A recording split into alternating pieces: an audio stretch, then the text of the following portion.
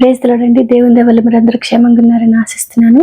ఇప్పటి వరకు మనం మత్తయి సువార్త 26వ అధ్యాయము 1 నుండి 13వ వచనం వరకు చదువుకున్నాం కదండి. ఇవాళ మిగిలిన కొన్ని వచనాలు చదువుకునే ముందు ఒక చిన్న ప్రేయర్ చేసుకుందామండి. మహాపరిశుద్ధుడు అని యేసయ్యా నీకు వందనాలు తండ్రి. యేసయ్యా నాయన ఇంతవరకు మమ్మల్ని సజీవ లెక్కలో పెట్టేసయ్యా నీ గురించి మాట్లాడుకునే అవకాశం ఇచ్చినందుకు నీకు వందనాలు తండ్రి. యేసయ్యా ఇప్పుడు మాట్లాడుకోబోతుండగా ఎక్కడ ఏ తప్పు మాట్లాడకుండా యేసు నామములో నా నోటికి మెట్ని కంచే కావాలండును గాక. ఆమేన్.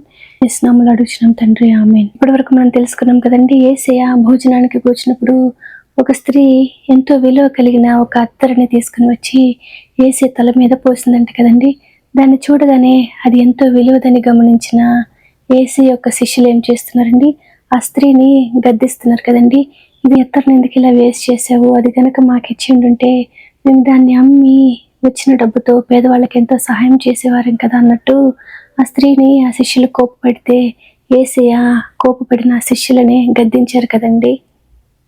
మనం యేసయ్య యొక్క గద్దింపుకి లోబడకపోతే మనలోనికి సాతాను ప్రవేశిస్తాడు కదండి.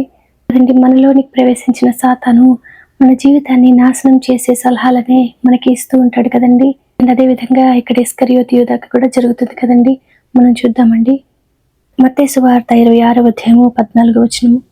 అప్పుడు 12 మందిలో ఒకడగు ఇస్కరియోతు యూదా ప్రధాన యాజకుల యొద్దకు వెళ్ళి, నేను ఆయనను మీకు అప్పగించిన ఎడల నాకు ఏమి ఇత్తురని వారిని అడిగెను.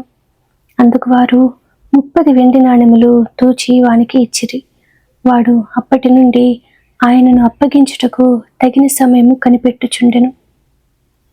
యేసయ్య గద్దింపుకి లోబడని యూదా జీవితంలోకి ప్రవేశించిన సాతాను ఇచ్చిన సలహాలన్నింటినీ కూడా యూదా తూచా తప్పకుండా చేస్తున్నాడు కదండి.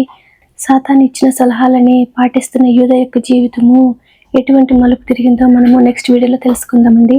ఇప్పటి వరకు మనం చదువుకున్నాము మత్తయి సువార్త 26వ అధ్యాయము 14వ వచనం నుంచి 16వ వచనం వరకు. వాక్యాన్ని అర్థం చేసుకునే కృప యేసు నామములో మనందరికీ కలుగును గాక. ఆమేన్. యేసు నామములో మనందరికీ సమాధానం కలుగును గాక. ఆమేన్. Praise the lord.